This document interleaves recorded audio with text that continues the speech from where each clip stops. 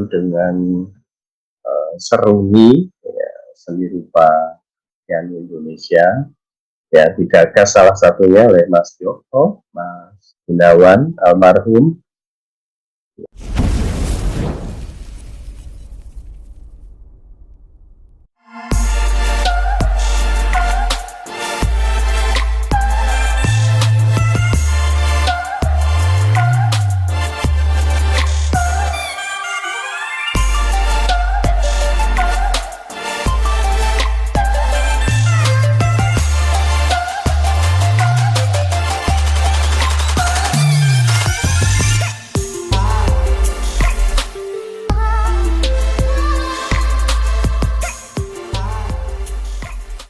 Ya, kita masuk lagi dalam sesi ketiga bersama dengan Pak Joko dan Pak Wisnu.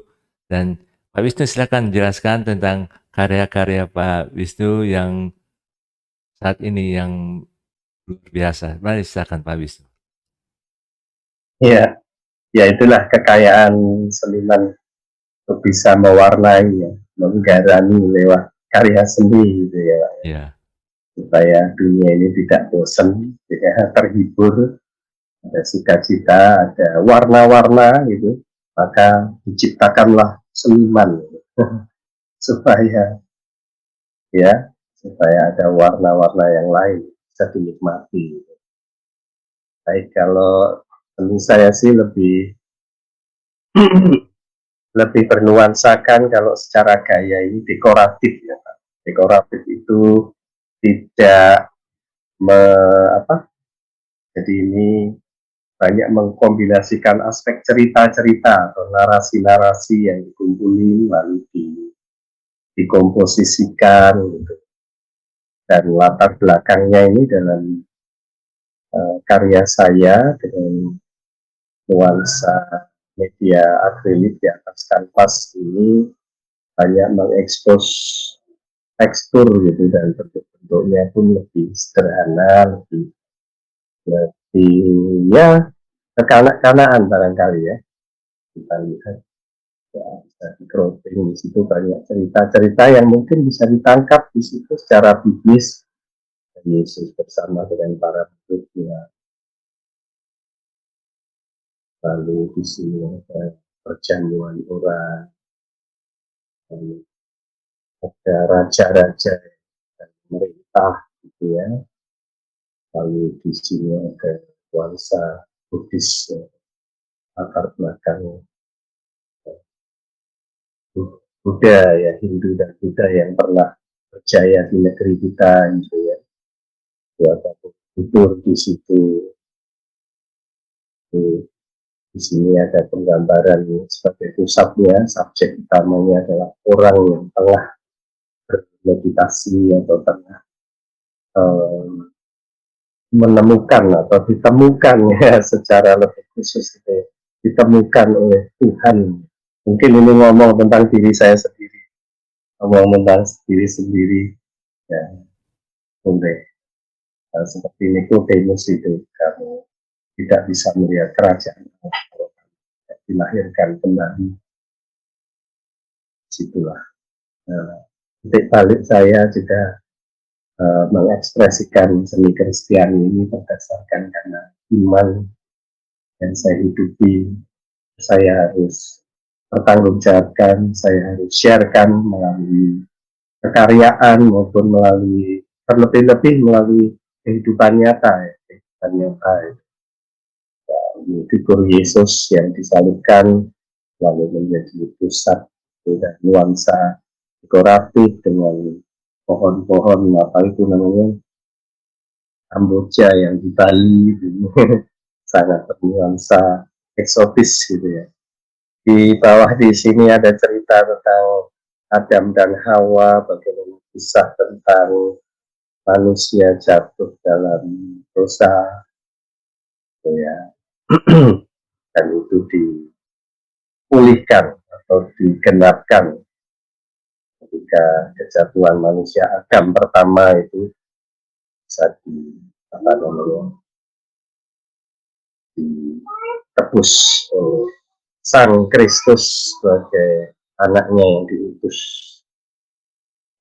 Itu salah satu karya saya yang bernuansakan. Ada karya lain yang mungkin bisa untuk bercerita di dia.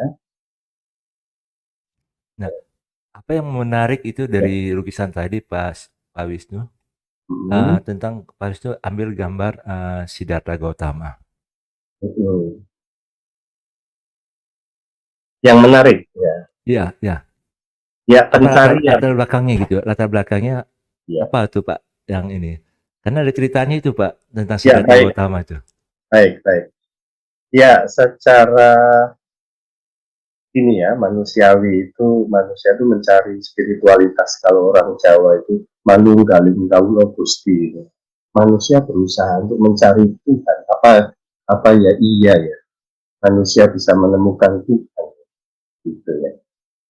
Kalau dalam Buddhisme itu kan justru manusia itu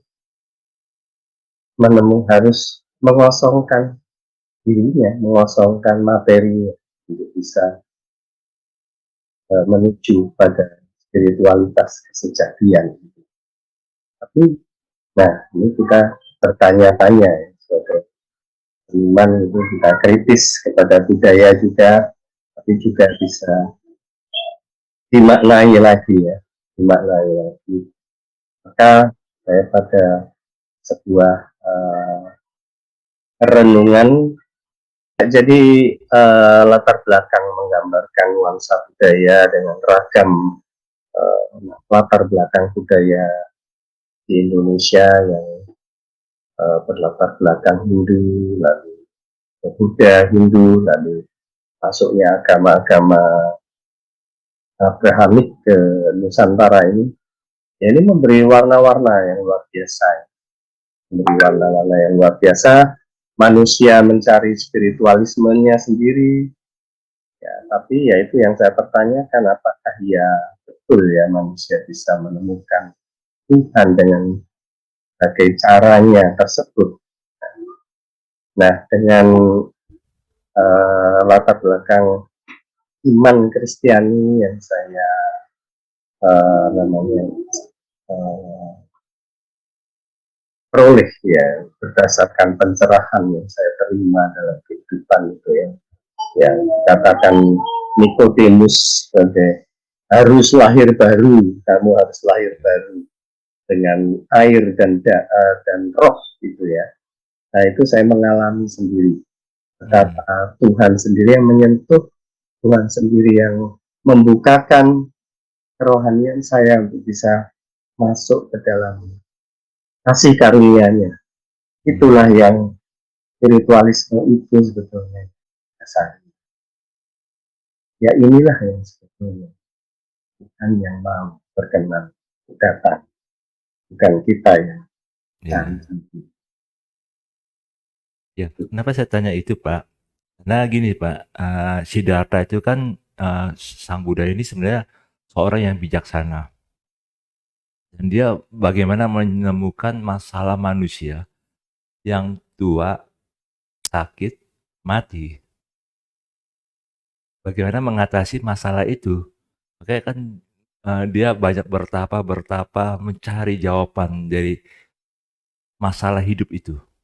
Setiap manusia pasti mengalami seperti itu. Satu kali dia ditanya sama seorang, guru, menurut kamu siapa yang bisa menolong kita mengatasi tua, sakit, mati? Nah, Siddhartha ini bilang gini, saya melihat nanti yang bisa menolong kita itu yang tangannya berlubang dan kakinya berlubang. Itu abad kelima sebelum Masehi, jadi 500 tahun sebelum Yesus hadir di dunia ini. Jadi sebenarnya ini orang yang bijak, karena dia menemukan sebenarnya Yesuslah yang jadi jawaban dari setiap masalah manusia. Makanya yang tadi Pak Wisnu jelaskan, menemukan lahir baru, mengalami lahir baru, itulah jawaban dari pergumulan spiritualitas manusia gitu sih. Itu sih Pak kira-kira. Nah, silakan Pak jelaskan lagi Pak Wisnu. Ya, ada satu karya lagi yang mungkin bisa eksposisi supaya ya kita semua boleh berapresiasi seni. Ya, lagi-lagi ini bernuansakan tikorapi dengan banyak merangkai nuansa budaya ya. Kalau kita lihat di sini ya, pegunungan, lembah, lautan, ya ini Nusantara kita sebagai yang punya kekayaan alam yang luar biasa dan kekayaan budaya yang luar biasa. Di situ ada simbol gunungan, ini adalah ya kita sebagai manusia yang bisa ya merangkul alam, bisa mengelola alam sebagai manusia yang sebetulnya bisa memberi kedamaian tempat bagi seluruh dunia makhluk di alam. Karya ini berjudul tentang mandat budaya. Ini ngomong secara umum saja ya, wahyu umum, mandat budaya. Manusia ini di mandat oleh Tuhan untuk mengelola, untuk mengharmonisasikan, jangan menjajah alamnya terus-menerus, mengeksploitasi. Nah, di situ kalau dilihat komposisi ini menampilkan aspek-aspek yang lebih harmoni gitu ya Pak, secara warna, secara alur-alur irama, ingin saya hadirkan nuansa yang harmoni dengan warna-warna yang tidak terlalu kontras, tidak terlalu apa namanya seberangan. Nah, membaca di sini ada gong di sini sebagai subject interest, sebagai pertanda seperti pertanda zaman. Gongnya ada apa tanda gitu ya untuk mengingatkan manusia untuk kembali pada mandatnya sebagai pemelihara alam.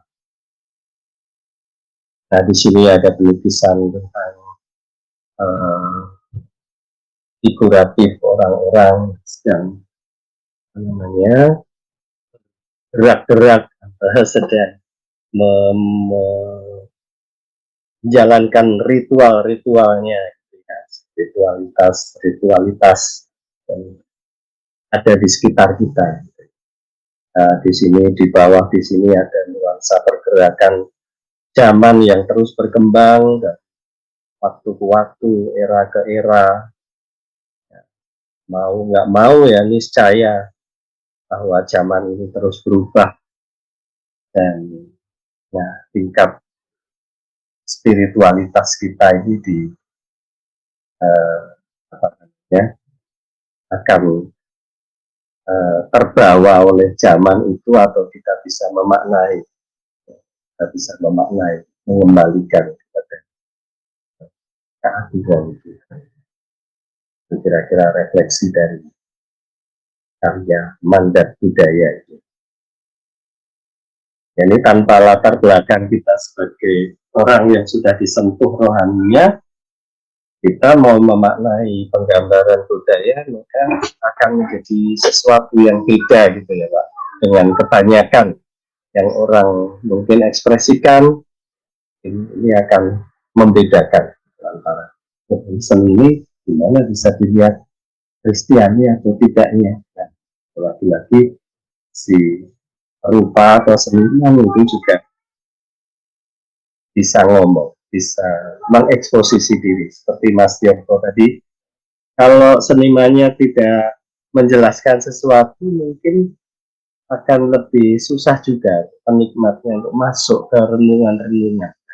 Kali nanti menjadi jalan masuk yang menarik untuk mengeksposisi lebih jauh lagi karya-karya Mas Tirto yang lebih kontemporer, yang lebih kekinian renungannya, diperlukan dialog semacam. Oke Pak, thank you.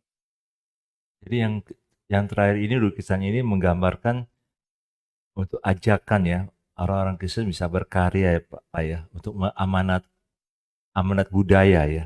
Uh-uh. Dan dalam Alkitab ada 2 amanat, amanat budaya, amanat agung. Yes, Pak, betul sekali. Nah, oke, baik. Wah, ini menarik menarik. Memang seniman eee, itu cara berpikirnya luar biasa loh. Walaupun banyak orang yang bertanya, "Seniman itu apa sih yang dikaryakan?" Tapi sebenarnya kalau kita lihat di sini kan cara berpikirnya, latar belakang berpikirnya itu dalam sekali gitu sih. Dan diekspresikan dengan satu karya lukisan yang luar biasa gitu tadi. Baik Pak Joko maupun Pak Wisnu itu sih. Nah, silakan Pak Wisnu mungkin, Pak Joko mungkin ada pertanyaan untuk Pak Wisnu, silakan Pak. Atau ada Oke, komentar. ya. Kalau yang pertama itu tadi judulnya apa Mas di sini ya? Ya, tadi tentang ya mandat budaya seri 1. Mandat budaya Oh, seri seperti itu. 1, ini seri 2. Ya, Ya, menarik sih melihat karya Mas Wisnu ini karena berdimensi lebih luas ya, artinya dia menggambarkan dimensi-dimensi ya gaya lokal, terus alam juga gitu ya Iya, dalam dalam itu dirangkai menjadi sesuatu yang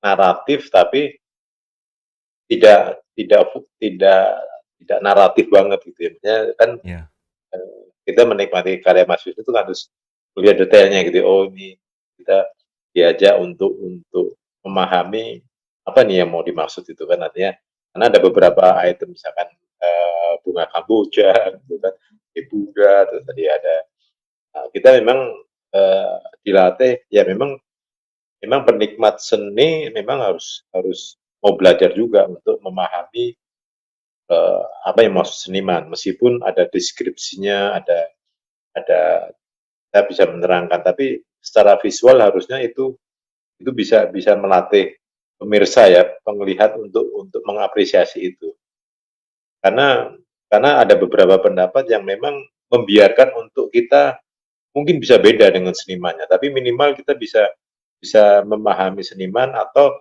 bisa mengembangkan imajinasi kita gitu.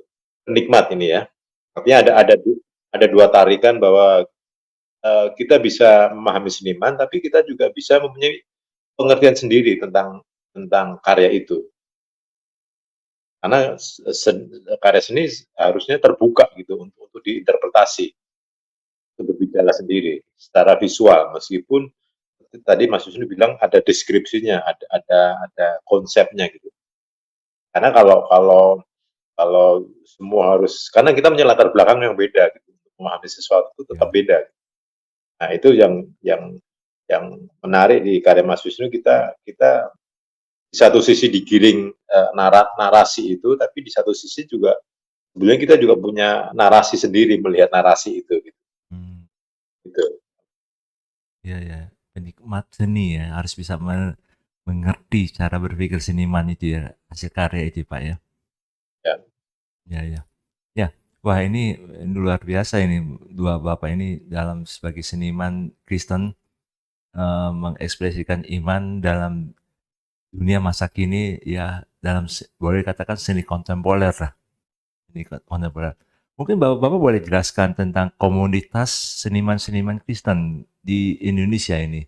Boleh nanti Pak, silakan Pak Wisnu atau Pak Joko silakan. Tapi Mas Wisnu yang dia Mas Wisnu kan sejarahnya kuat ini. Dia cukup merekam perjalanan apa yang terjadi di dunia seni rupa Kristen itu. Silakan Mas Wisnu. ya, ngomong tentang komunitas seni di antara kita ya di Indonesia terutama, ini tidak banyak, ini hal yang langka. Ya, kalau kita pernah menggumuli tentang komunitas ini, pernah ada memang di zaman PGI sebagai lembaga gereja itu pernah mengumpulkan para seniman untuk berkarya, terus mengeksposisikan dalam pameran, dalam dialog-dialog itu, bahkan melahirkan buku-buku, beberapa perhelatan seni itu. namanya apa itu Pak Mas Joko? Pamesrani, Pamer Sani. Pamesrani, pameran Pamer, seni rupa Kristiani ya, Indonesia. ya, pameran seni rupa Kristiani Indonesia. Nah, setelah itu kelanjutannya memang menggantung. Nah, kita pernah membentuk juga 2012-2013 itu dengan Seruni, ya, seni rupa Kristiani Indonesia. Ya, digagas salah satunya oleh Mas Joko, Mas Gunawan almarhum, ya, dengan para rohaniawan dan beberapa perupa dari perwakilan dari Bali, dari Jawa, dari Manado juga ada. Nah, itu sempat ingin menghidupkan lagi ya, menghidupkan bagaimana mengembangkan seni Kristiani dalam komunitas, ya, dalam dialog, dalam kegiatan-kegiatan teologinya, supaya berasah ilmu dengan para teolog, para pendeta, gitu kan, supaya ada saluran juga, ini bisa diakses juga di kalangan gereja, diakses juga di kalangan Universitas Kristen, ya, sempat kerjasama dengan Maranatha Bandung, dengan STT Jakarta, dengan STTA Jakarta juga. Mana Tatung, Mana lagi Mas Yopo? mana Tatung, Mana UPH, Tagung. Ya. Ya, UPH. iya, Kita dengan harapan UPH, ya, ya gitu. Pengennya lebih mengembangkan diri, Pak. Cita-citanya. Itu saat ini memang tantangannya memang karena mengumpulkan seniman dari berbagai tempat dan ingin apa namanya menggalakkan yang lokal-lokal itu justru bisa mengembangkan lokalannya itu dengan kekuatan iman bisa tetap mengembangkan seni lokalnya itu menjadi sesuatu yang lebih berkualitas, gitu, lebih punya gaung gitu, dengan nuansa estetikanya. Ya, begitu tantangan kita, Pak. Ya, ya. Ya. Berapa anggota dari komunitas ini? Dari Iya. Seruni, terus Mm-mm. ada berapa anggotanya, Pak? Kalau secara rutin ya tidak banyak ya sebetulnya. Ya, tapi kalau dalam perhelatan-perhelatan itu selalu kita bisa mendapatkan ya rekan-rekan baru, Oh, komunitas-komunitas baru, gitu. Ya bisa mendialogkan satu dengan yang lain. ya, Ya, ya, ya. Jadi ini sebenarnya kehadiran komunitas ini sangat dibutuhkan oleh gereja ya untuk apa ya, menjawab tantangan zaman untuk menghadirkan Injil, menghadirkan Yesus dalam dalam zaman saat ini. Seni itu sangat sangat dibutuhkan sih seniman-seniman itu peranannya. betul, Kalau sangat dibutuhkan ya. sangat dibutuhkan. Kalau zaman pertengahan kan dengan mereka lukis di apa di dalam gereja. Kalau zaman sekarang Ya, ini tantangannya apa yang dibutuhkan oleh oleh gereja dari seniman-seniman ini, Pak? ya kalau pada waktu itu kan seniman dibiayai oleh gereja gitu ya, dibiayai oleh gereja untuk mengerjakan proyek-proyek gitu ya. Iya, Nah, maka seniman juga bisa hidup. Nah, sekarang ini tantangannya seniman untuk menghidupi dirinya juga sudah susah, ya kan? Dan gereja juga seperti berjarak gitu dengan seniman itu sepertinya tidak ada kaitannya satu dengan yang lain. Seperti wah seni itu kan dunia, kalau gereja itu ya udah seperti ini saja sakral, hal yang sakral. Nah itulah yang ingin kita bangun relasi itu supaya seni dan iman itu bisa saling mengisi satu dengan yang lain. Gereja bisa apa namanya memberi sesuatu kepada para seniman, memotori gitu ya. Jadi, dalam artian ya, ya menjadi penyangga-penyangga bagi para seniman untuk berkarya lebih bagus lagi, lebih jauh lagi, gitu ya, lebih keren gitu ya. Sebaliknya seniman juga bisa mentransferkan karya-karyanya, pemikirannya, hal-hal yang kreatif itu di dalam kasanah peribadatan Kristiani. Ya, Ya seperti itu ya. ini himbauan dari seniman Kristen pada gereja ya Pak ya, boleh dikatakan demikian ya. Iya, iya. Ya Saya, memang ini mungkin tambahin sedikit ya. ya Ya, silakan Pak. Silakan. Memang kalau kita melihat seni rupa ya, memang eh, beda dengan seni musik ya. Seni musik Ya, atau seni tari mungkin dasar teologinya ada gitu ya. Puji-pujian itu sangat sangat kuat di dalam apa itu sejarah perjanjian lama maupun perjanjian baru. Meskipun di betul. perjanjian lama ada juga yang apa itu bisa lain Pak ya, Ya, yang dia memiliki penampilan keahlian untuk membuat ukiran atau apa. Cuma itu nggak sejarahnya terputus itu sejarah itu terputus di dalam liturgi mungkin di Katolik mungkin masih ada ya masih ada bangunannya seperti tadi sejarah itu menunjukkan bahwa sebetulnya visual itu suatu kebutuhan di dalam sebuah ibadah ya tapi kita melihat perkembangan ke sini ke Protestan ke yang kekinian sekarang sepertinya visual itu udah nggak dibutuhkan sudah hmm, tidak menjadi bagian dari liturgi gereja. Ambil contoh, kadang orang ibadah di ruku bisa, Pak, dan ya, dia bisa merasakan ekstasi berjumpa dengan Tuhan dengan visual-visual tertentu. Kalau dulu kan masih perlu bangunan yang tinggi yang mengondisikan orang untuk melihat bahwa dia kecil dan keagungan itu Tuhan tinggi gitu ya kan ketika kita masuk ke bangunan-bangunan gotik itu kita merasa kecil gitu karena bangunan itu visual itu bisa mensugesti, bisa menghantar orang untuk masuk ke suatu suasana yang beda. Nah, tapi ya, perkembangan sekarang apalagi maaf ini karismatik dan yang lainnya itu sepertinya meniadakan unsur visual di dalam ibadahnya. Nah, pernah saya waktu itu dengan berdialog dengan seorang pendeta, sepertinya memang berjarak tadi yang disebut Mas Wisnu memang berjarak. Cuma terus saya balik bertanya, Pak, sekarang misalkan gereja ini saja dengan warna hitam, apa reaksinya? Nah, oh serem dong gitu. Nah, artinya sebenarnya visual warna itu punya pengaruh, punya punya punya faktor psikologi untuk membawa itu bukan intinya, tapi itu bisa membawa satu suasana yang berbeda. Seperti musik kan sebetulnya dia membawa satu suasana yang kita lebih khusyuk gitu kan Pak ya. Tapi visual ini tidak karena budaya kita budaya yang cepat atau apa atau mungkin juga dari senimannya tidak memproklamirkan bahwa ini satu kebutuhan seperti misalkan di yang kita Pesparawe ya paduan suara dilombakan tapi di seni rupa nggak ada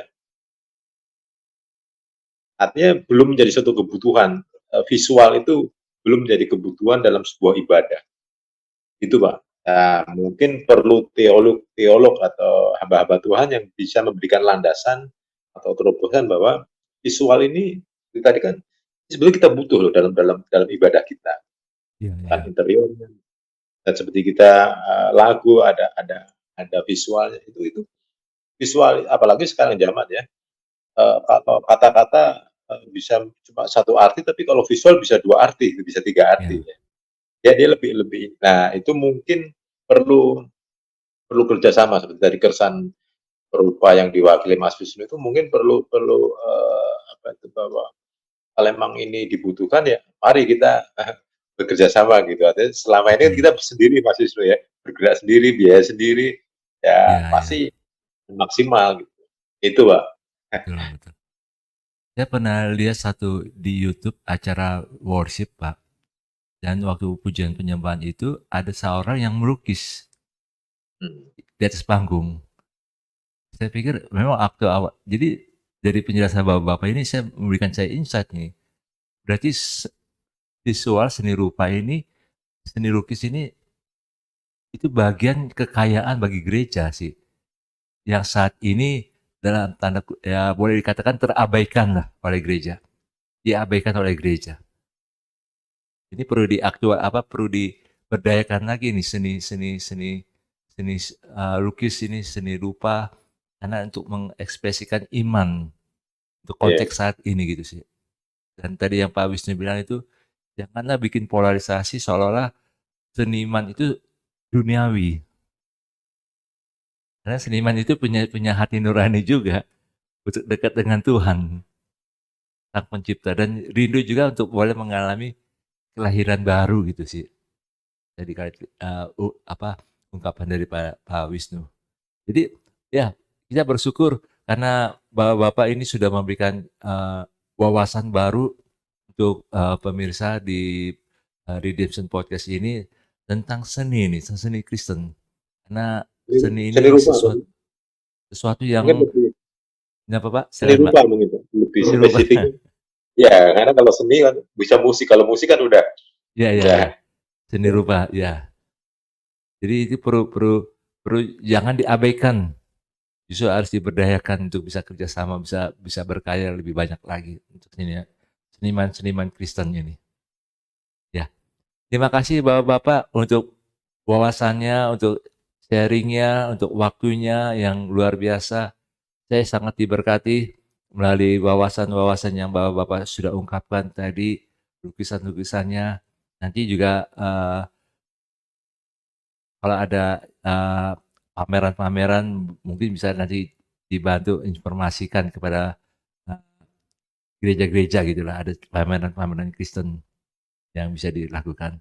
Ya, terima kasih Bapak-Bapak dan Tuhan berkati Bapak-Bapak. Tuhan berkati. Sampai jumpa. Tuhan berkati.